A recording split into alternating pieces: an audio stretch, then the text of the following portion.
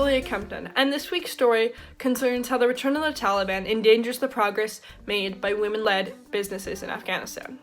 As I'm sure we've all been following, the Taliban took control of the remainder of Afghanistan this August as the United States withdrew the last of its troops, and the Taliban has since struggled to prove itself as a government. No other country has yet recognized its legitimacy, and the economy is said to be in danger of collapse. Then there were many flaws with the U.S. war in Afghanistan, from the fact that it was at best directionless and at worst an imperialist overextension of the military-industrial complex, to the realization which came after 20 years that the U.S. military had been unable to reach the so-called hearts and minds of the Afghan people, or make any progress in convincing those in rural areas of the promise of liberal democracy, let alone providing liberal democracy.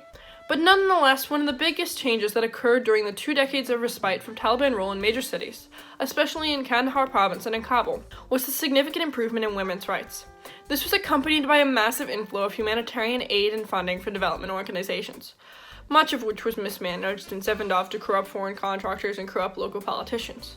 But it was enough to stabilize the Afghan entrepreneurial sector, and to open it to women for the first time in decades, if not in Afghan history.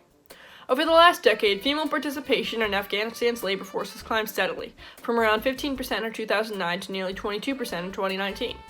This increase corresponded with growing public support for women in the workplace. A poll conducted by the Asia Foundation in 2019 revealed that 76% of Afghans agreed that women should be allowed to work outside the home, almost a 10% jump from 2009. One major group leading this change was the Afghanistan Women's Chamber of Commerce and Industry, founded in Kabul in 2013 and loosely associated with the government of now former President Ashraf Ghani. In 2018, they successfully lobbied the government to set a quota of attempting to give 5% of its contracts under the National Procurement Procedure to women-owned businesses. Indeed, women entrepreneurship in Afghanistan has created more than 129,000 jobs, over 3/4 of which are held by women. As is common among women-owned businesses in the developing world, and is almost universally more likely to be the case among women-owned businesses than those owned by men, 95.7% of these small businesses are thought to be unlicensed, leaving them out of access to many small business loans and investment. The businesses tend to be concentrated in the clothing and handicraft, food production, and education sectors. Unfortunately, indications so far seem to show that the Taliban has no intention of liberalizing, and especially in rural areas of the country, will likely reinstate a near total ban on women working outside the home. Since Afghanistan has lost much of its foreign aid in recent months due to conflicted recognition in the Taliban-led government, and the outflux of refugees included many government employees, educated workers, and translators, its economy is expected to contract severely in the coming months. The destruction of women-owned and led businesses, which have the potential to contribute significantly to Afghan GDP, will amount to a devastating missed opportunity. Women have protested the intimidation of women in the workforce, but only to limited success.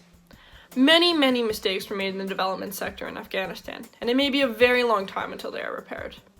But grassroots efforts to empower women with entrepreneurial training and affirmative legislation, however, did seem to, in the short term, have the sort of impact the field of economic development always strives for. In that sense, it addressed the UNDP Sustainable Development Goals number 5 and number 8, gender equality and decent work and economic growth. I encourage you all to read the article from The Hill and the study from CSIS that went out with the newsletter this week if you want to learn more about women entrepreneurship in Afghanistan. And otherwise, here's the meeting.